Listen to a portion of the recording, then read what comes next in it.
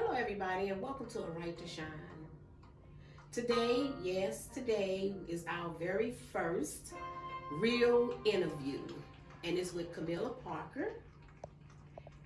I have been knowing Kameelah for a very long time. How old were you when I met you? 5, 7, maybe? But okay, she's grown now. And ever since she was young, I've always had a liking to her. I followed her after she didn't know it, but her mom kept us in contact and let me know the different things that we were doing. She was doing throughout her childhood, leading up to her adulthood. So I asked her to be our first interviewer because I have a real strong connection for her. And I asked for this song to be played today. Here I am, I'm still standing, because we all are going through that right now. Since it's been this pandemic and things taking place in 2020, I think everyone has kind of looked at life a little bit differently, and that's why I started actually wanting to air the different people that I know that are doing some great and wonderful things, because they all have a right to shine. Each and every last person has a right to shine, no matter what it is that they're doing. So with that being said, my beautiful niece here, she's my niece through marriage, but we've always stayed in contact. I think what really got me the most was when she was actually going through something in her life at one time, and she reached out to me, and I just felt so warm and and loved, because how many people really gonna reach out to that one person that they know I can spread all this to, and it's not gonna go anywhere. And ever since then, I just felt like I just love her. I just wanted to always stay connected with her and make sure that everything was going okay. So my niece got some books out, and she has some businesses that she's running.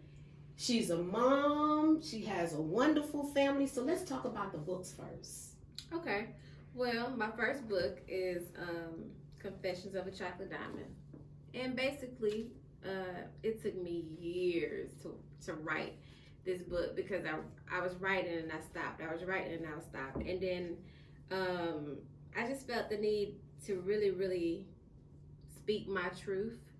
So basically, the book is about me. So if you don't know me, then you wouldn't know that the book is about me. But it basically tells the story of the things that I went through,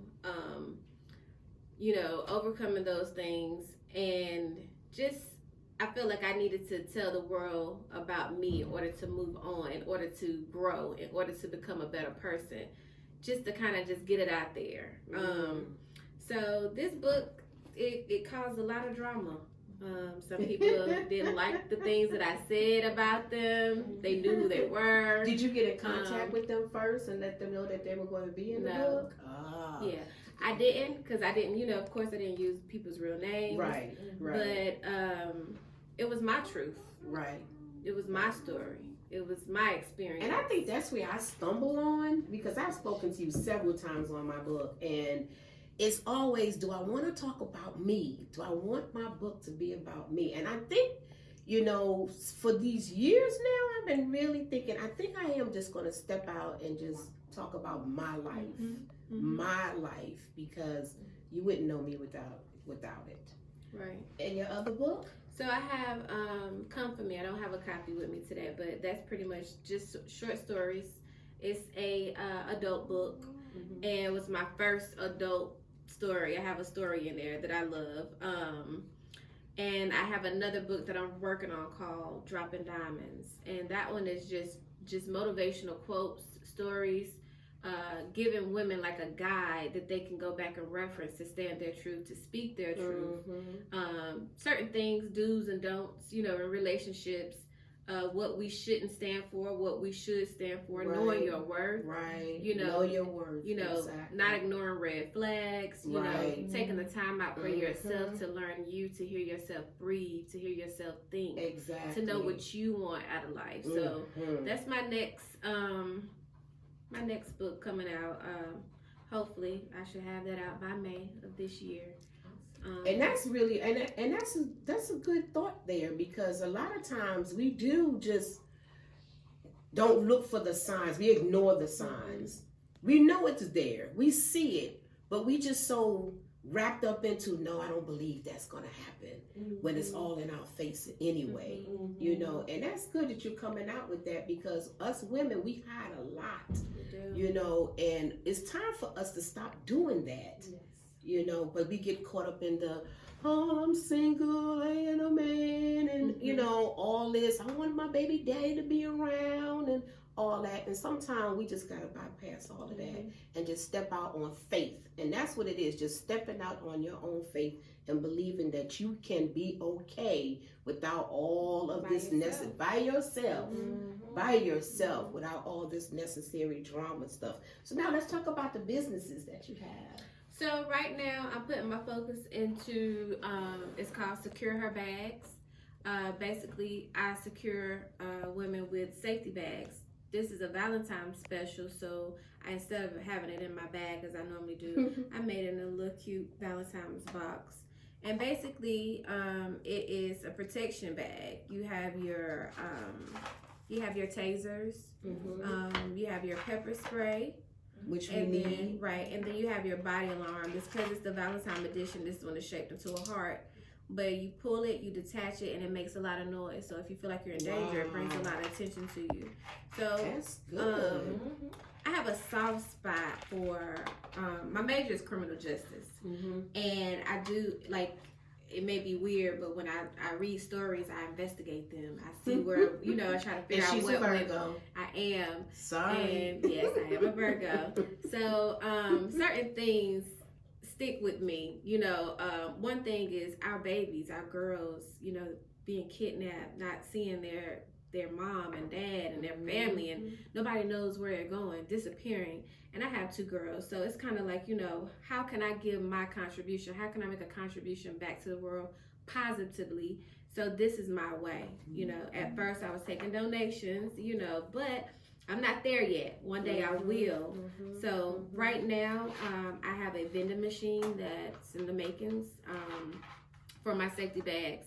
As soon as I find placement for it, I'll have that out. And my goal is just to try to just paint every city with a vending machine for safety bags. That's all right. So that's my focus right now. I do a million things, but this is the focus right now.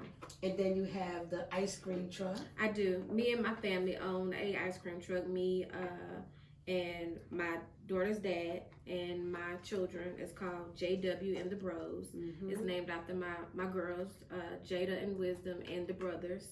So we do that during the summer, just trying to create generational wealth and trying to teach my children that nobody's giving you nothing for free, that we have to work for what we want, you know. So just trying to create a business for us all to be okay and be comfortable. And you mentioned that you're in school now. Yes. So for criminal justice, what school are you going to? I go to North Carolina Central. Okay. So how's that going for you? So we got here a mom, single mom. Yes. Owning 2 businesses and going to school, and what did I miss? Writing books. Yes. So she has a lot of hats. What she's saying is, I carry a lot of hats, but I'm still making it. Right. I'm still standing. Right. I'm still gonna go through with all of what I'm going through. So that takes us right now to the topic of this whole conversation today. Because when me and Kameelah was talking, we was thinking about what would be something that everybody can understand, and that is, I'll see you when I get back. What do you think see you when I get back mean? I'm gonna tell you what I thought it was. I thought see you when I got back was I'm moving on. I'm not looking back no more. I'm moving in the direction that I want to move into. And I'm so sorry that you don't want to come along with me, but I'll be back to get you at some point.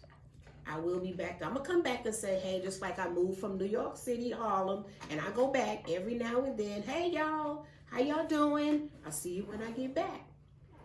What was going to see you when you get back? So, yeah, basically, we spend a lot of time focusing on those that don't support we take a lot of time focusing on our family that don't support. Which will be another conversation at another time, because we will definitely talk about that family support. And for me now, in this point in my life, I've been through those distractions. So now I still love you. Mm-hmm. My vision is my vision, and you can't see it. So I see you when I get back.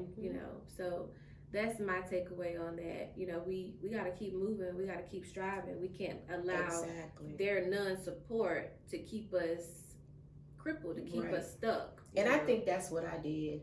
I have a lot of different things that I'll be wanting to do in life, and some of y'all know, it's all up in here. I mean, and right now I'm at that point where if it's something that I've been wanting to do, I'm going to do it. I'm at that age, I'm going to do it. I'm going to be retiring soon. I want to know my finances is going to be straight so that I don't have to be struggling to try to make it from month to month to month. If I wanted to start this talk show, which I had even told my friends about 4 years ago and did not have the real push and support, guess what I'm doing? I'm starting my talk show now. This is what I wanted to do.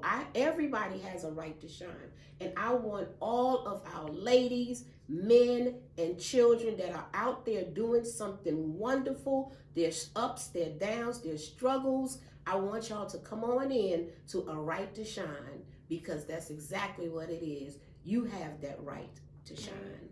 And we'll be back again next week. Bye-bye.